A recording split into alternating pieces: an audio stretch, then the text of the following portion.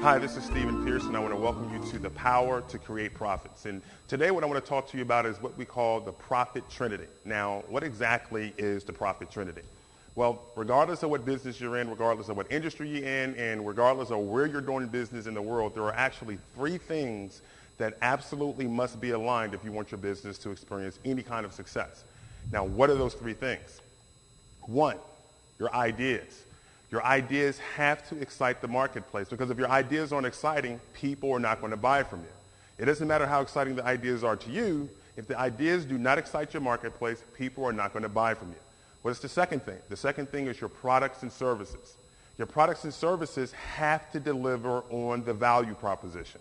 And what's the third thing? Your marketing. You have to use meaningful marketing messages that are able to cut through that info fog that's out there. Now, recently, CNET did an article where they kind of did a flashback and looked at some of the dot bombs, as they called them, some of the companies during the rise of the NASDAQ, that the companies that just completely bombed. And they had like Webvan and some companies like that were on there. And I was looking at the list, and I found it kind of interesting, because when you look at the Profit Trinity, you see that none of those companies had a marketing problem. None of those companies had a problem as far as getting investor money.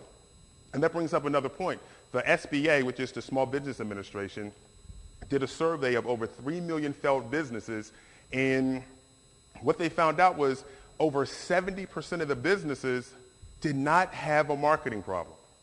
They had plenty of money for all the marketing, but they didn't have sales. People were not buying their products. What they had were idea problems and product problems. And now going back to that list of the top companies that CNET was focusing on that failed, there was two different kinds of groups that we were looking at. You had the groups that had really good ideas that did not translate well to products and services. And then you had companies that had horrible ideas that didn't translate well to good products and services. Like one guy said, and I forgot who said it, he said, the worst thing that can happen to a bad product is good marketing. Right? So if you don't have a marketing problem, but your sales kind of suck, then chances are you may have an idea problem or you may have a product problem. And those things have to be in alignment. They don't have to be perfect, but they have to be good enough. You have to have the proper synergy between the ideas that you're producing, how those translate into products and services, and the marketing messages and the marketing mix that you're using to deliver those products to the marketplace. So make sure that you develop ideas that don't just excite you, but ideas that excite the marketplace. Again, it doesn't matter what the economy is doing. If your ideas are exciting, people are going to buy into those ideas. And those ideas have to translate well into products and services that deliver on the value that you're proposing.